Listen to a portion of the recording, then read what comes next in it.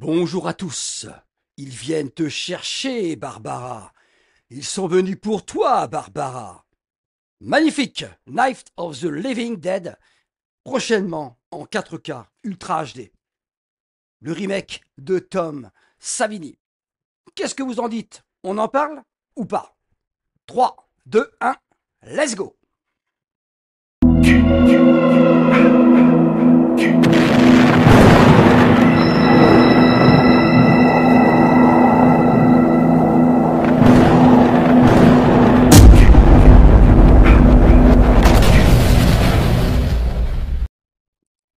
Salut les amis. Quand il n'y a plus de place sur Terre, les morts reviennent d'outre-tombe. Franchement, Night of the Living Dead, prochainement en 4K Ultra HD, bien sûr, la version signée Tom Savini, donc une version sortie en 1990, a spécifié qu'elle est plus connue que l'œuvre originale. Je serais donc curieux de vous lire sur cette page YouTube pour savoir quelle est votre version préférée. C'est vrai qu'on est totalement, complètement différent. On est sur un film donc en noir et blanc qui a révolutionné le genre, donc on va pas se mentir, c'est vrai.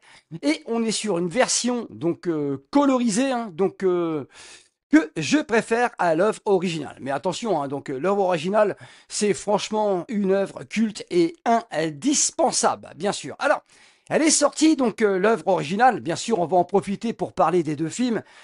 Donc en 1968, George A. Romero, celui qu'on appelait Monsieur Zombie, donc Papa Zombie, est scénariste et réalisateur de ce premier long métrage de sa filmographie. Voilà. Alors, notre George A. Romero, bien sûr, nous a quittés, donc paix à son âme.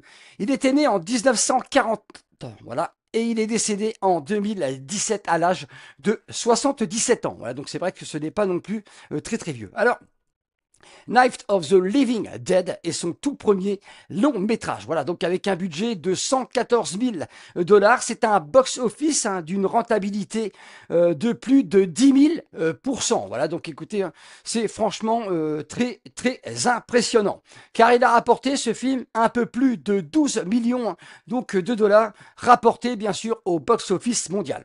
Il sortira en France, ce film, le 21 donc, janvier 1970. Il aura fallu donc attendre 2 ans pour le voir débarquer. Et il va rassembler à l'époque 1 348 873 spectateurs. Franchement, donc ça se passe de tout commentaire. C'est absolument prodigieux. Alors au casting de ce film, donc rétro, on va pas se mentir, donc nous avons Dwayne donc Jones, voilà, qui interprète tout simplement Ben. Franchement, était plutôt charismatique.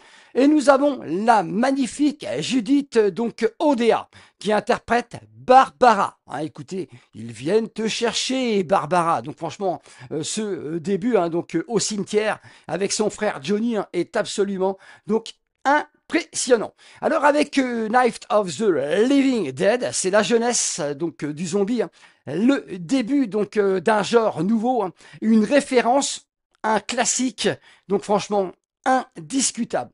Alors au menu de ce long métrage de 1968, Isolation. Et oui, à Isolation, nous sommes dans un huis clos, donc c'est un film de survie.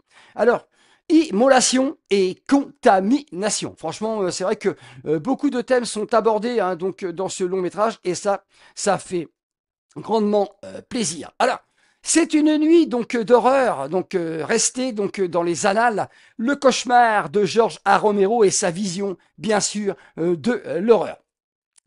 C'est un véritable manifeste et un miracle de la série B, donc ce film.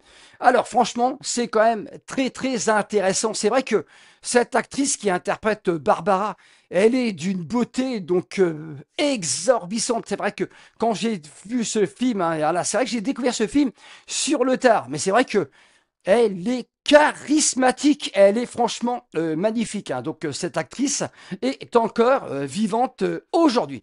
Alors je voulais donc faire une petite aparté sur l'original, donc sur l'œuvre culte bien sûr de George A. Romero, et on va tout de suite passer donc à la version couleur, bien sûr réalisée par Tom Savini. Tom Savini, un magicien des effets spéciaux, maquillage. bah, qui était quand même plutôt très très proche de George A. Romero. Alors je possède donc cette édition de La Nuit donc des Morts Vivants, une édition donc Blu-ray hein, donc de chez Studio Canal, hein, donc il va falloir que j'arrive à me procurer l'édition 4K Ultra HD parce que ce master n'est pas ouf du tout. Nouvelle restauration donc issue d'un master 4K pourtant, mais c'est vrai que c'est quand même pas énormissime. Alors La Nuit des Morts Vivants constitue une date clé dans l'histoire du cinéma fantastique et dans celle du cinéma américain en général. Signé donc Les Incorruptibles. Franchement, c'est un classique, donc un classique à tous les niveaux. Alors maintenant, on va passer bien sûr à la version colorisée signée Tom Savini. Vous êtes prêts? 3, 2, 1, let's go! Alors c'est parti, hein. On va parler bien sûr de cette version donc colorisée en 90, signée donc le magicien donc des effets spéciaux maquillage, le grand Tom Savini. Hein. Donc franchement c'est un génie hein, ce mec. On va pas se mentir, hein. Donc il a fait des choses donc énormissimes. Voilà, donc on va avoir l'occasion d'en parler ensemble donc à travers cette vidéo. Mais c'est vrai que moi je ne sais pas pourquoi hein, j'ai toujours eu une admiration donc phénoménale pour ce Night of the Living Dead en 90, bien que ce film donc fut un échec cuisant hein, donc au box-office mondial. C'est vrai que s'attaquer à une œuvre donc telle que La Nuit des Morts Vivants en noir et blanc, ce n'était pas donc chose donc aisante. Alors il est sorti en 90, hein, donc Tom Savini donc enfin en 4K Ultra HD donc qui va sortir le 22 septembre prochain dans une édition 4K Ultra HD en steelbook. Franchement, bah, ce qui va pas encore une fois, c'est le tarif. Voilà, donc écoutez, hein, le tarif, c'est un foutage de gueule phénoménal. Donc c'est vrai qu'ils vont finir hein, par détruire définitivement le support physique. 43,99 €, hein, donc précommande donc sur Fnac.com. Écoutez, moi j'ai pas honte de le dire, je vais certainement trouver donc une copie hein, donc qui va traîner sur la toile parce que c'est franchement abusé. Hein. Donc c'est vrai que même si on a quand même les moyens, c'est quand même un truc de dingue hein, donc de prendre. Donc les consommateurs donc pour des vaches à lait. Donc franchement, c'est vrai que il faut arrêter. Hein. 44 € donc qui vont s'arrêter quand hein, donc avec tous ces tarifs donc de malade. Voilà. Alors on est parti, on va parler hein, donc de cette version donc colorisée hein, donc que moi j'ai toujours donc franchement toujours apprécié. Il faut dire hein, que je l'ai découvert donc avant l'œuvre donc originale. Voilà, franchement, il y a rien à dire hein, pour moi, c'est un sans faute hein, donc un excellent huis clos et on a tout simplement la couleur donc en plus. Voilà. Alors au casting, nous avons l'excellent donc Tony Todd. Voilà, écoutez, hein, Tony Todd, le regretté. Hein. Voilà, donc il était né en 54, en 1954. Il nous a quitté en 2024 à l'âge de 69 ans. Hein. Donc écoutez, il nous a donc laissé un héritage donc phénoménal. On a notamment vu hein, dans Candyman. Voilà, donc écoutez, en 91, 92, ouais, c'est ça, de Bernard Rose. Hein. Donc c'est Daniel Robitaille. Hein. Donc écoutez, franchement, il y a d'ailleurs un clin d'œil donc dans ce film hein, à Candyman. Voilà, donc quand on découvre la première fois Tony Todd, voilà, donc on va tout simplement le voir avec un crochet à la main. Donc petit clin d'œil à son personnage dans Candyman. Voilà, allons également vu dans The Crow, hein, donc The Crow donc aux côtés de Brandon Lee, hein, donc Dallas Proyas en 1994. Hein, une vidéo est d'ailleurs dispo donc sur la chaîne et on l'a également vu dans la saga donc finale destination donc destination finale.